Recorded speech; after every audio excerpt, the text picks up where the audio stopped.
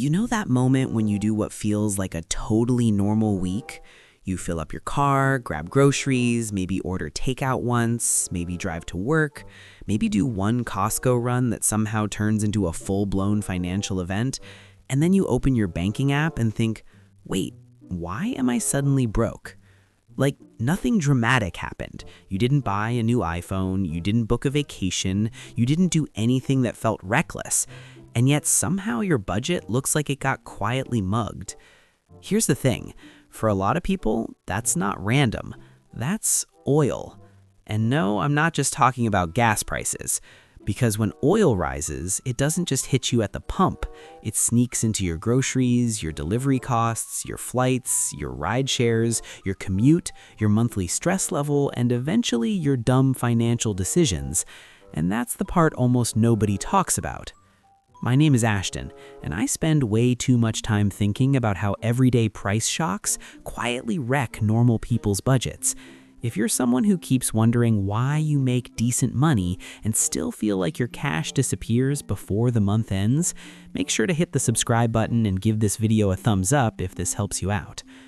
Look, most people hear oil prices are up and think, okay, that sucks for people with giant trucks. That is not what's happening. What's actually happening is that one of the most important input costs in the economy starts creeping higher, and your budget starts bleeding in 5 different places at once. And because it happens gradually, you usually don't react until the damage is already done. Here's what most people don't realize. Oil is not just a gas station problem, it's a system problem. The average U.S. household spent $78,535 in 2024, and transportation was the second largest spending category at $13,318, or about 17% of total spending, according to the Bureau of Labor Statistics. So right away, we're talking about a category that is already one of the biggest pressure points in your budget. And the gas station part? That matters too. The EIA says the cost of crude oil is the largest component of the retail price of gasoline, which is why oil shocks move so fast into your real life. So when people say, well, I don't drive that much, okay, but your food gets shipped, your packages get shipped, planes burn fuel, delivery fleets burn fuel, ride shares burn fuel, businesses pass costs on. Oil is like the bloodstream of the physical economy. When it gets more expensive, the whole body feels it. And this is where the headlines matter more than people think. When you hear stories about Iran, the US, Middle East tensions, or the Strait of Hormuz, a lot of people mentally file that under geopolitics and move on. But financially, that headline is basically a delayed charge to your debit card.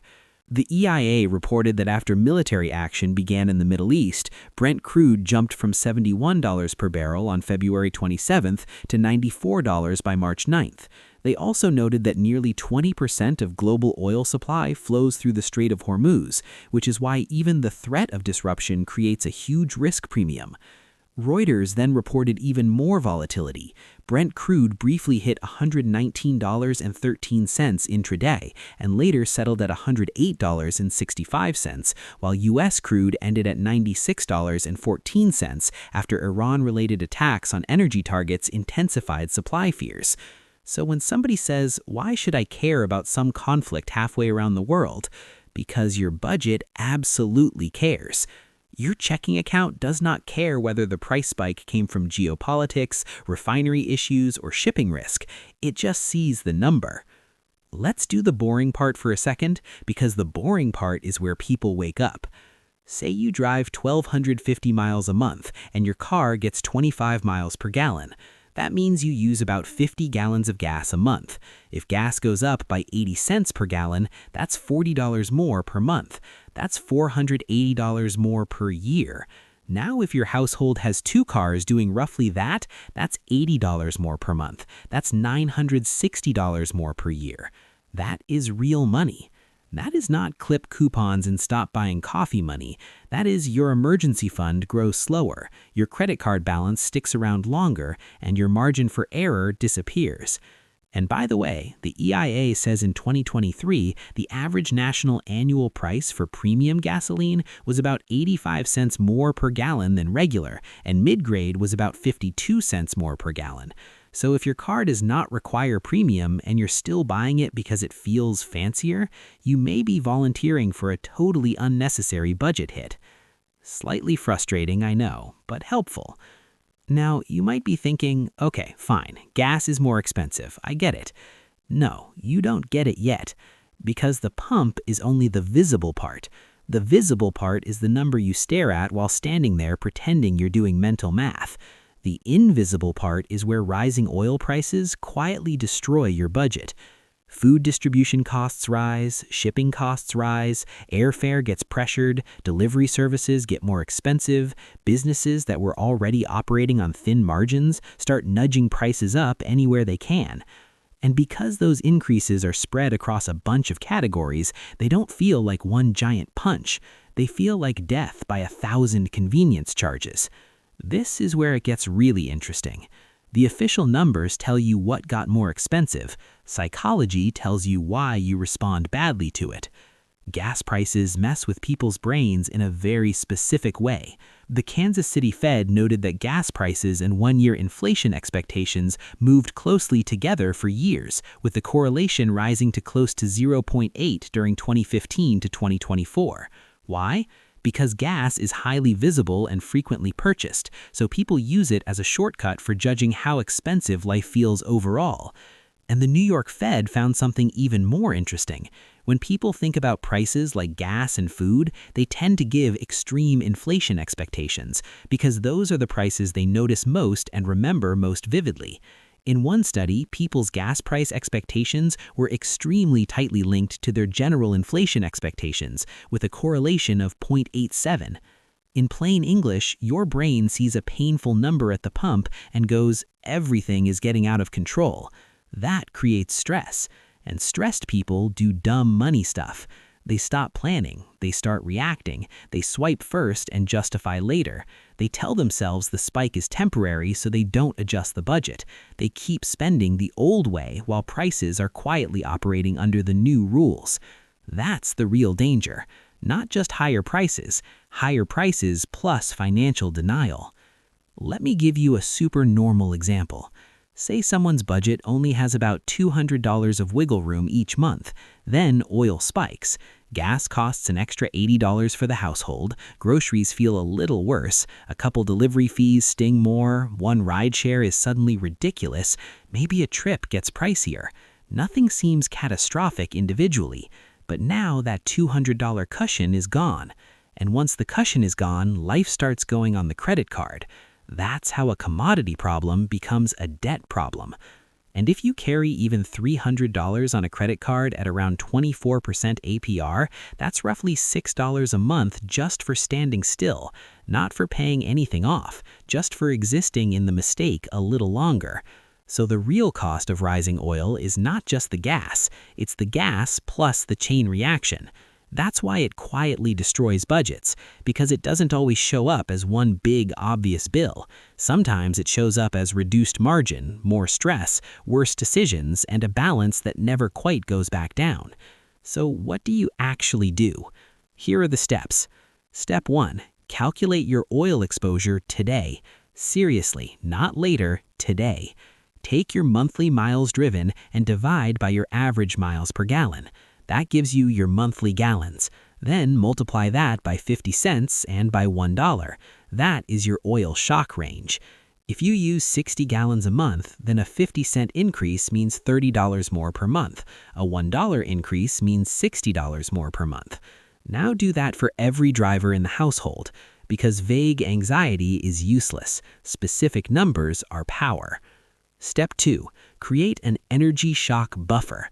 If your budget is already tight, I'd rather you set aside $25 to $75 per paycheck into a boring little buffer than pretend oil volatility doesn't exist. Call it whatever you want. Fuel fund, commute buffer, Middle East nonsense fund, I genuinely do not care. Just stop making your checking account absorb every shock in real time. Step 3. Cut the fake necessities first. This matters. If oil rises, your first move should not be panic. It should be trimming the stuff you emotionally protect, even though it's clearly discretionary.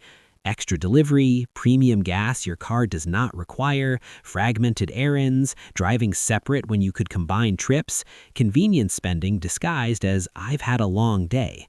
Look, I'm not judging, I'm identifying leaks. Step 4. Reduce fuel pain without becoming miserable. Keep tires properly inflated, combine errands, use gas price apps, if possible, shift one commute day remote, drive a little less aggressively, and check your owner's manual before paying extra for fuel you do not need. These are not sexy tips, they work anyway.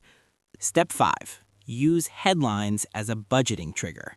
This one is huge. If you start seeing repeated headlines about Iran, the US, the Strait of Hormuz, refinery disruptions, or sudden crude spikes, do a 10-minute budget audit that same day. Not next month, that day.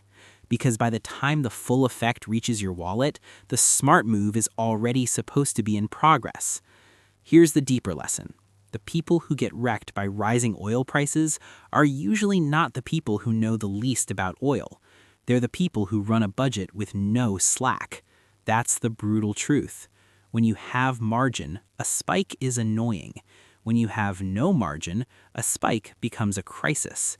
So this video is not really about oil. It's about fragility. Oil just exposes it. That's why two people can face the same gas prices and have completely different outcomes. One person says, "Annoying, let me adjust." The other person says, "I don't understand why I can never get ahead." And the difference is not intelligence, it's preparation. So if you take one thing from this video, let it be this. Stop treating rising oil prices like random bad luck. They are not random. They are a recurring financial stress test. And every time they show up, they reveal whether your budget is built to survive the real world or just survive on paper. Look, you do not need to predict geopolitics. You do not need to forecast Brent crude. You do not need to become an energy analyst. You just need a budget that assumes the world will occasionally get more expensive than you hoped. That's adulthood. That's financial stability. And honestly, that's how you stop feeling blindsided all the time. If this helped you, hit the like button, subscribe, and in the comments tell me this. If gas went up another $1 tomorrow, do you know exactly what it would do to your monthly budget? Because if the answer is no, that's the place to start. And if the answer is yes, you're already ahead of most people.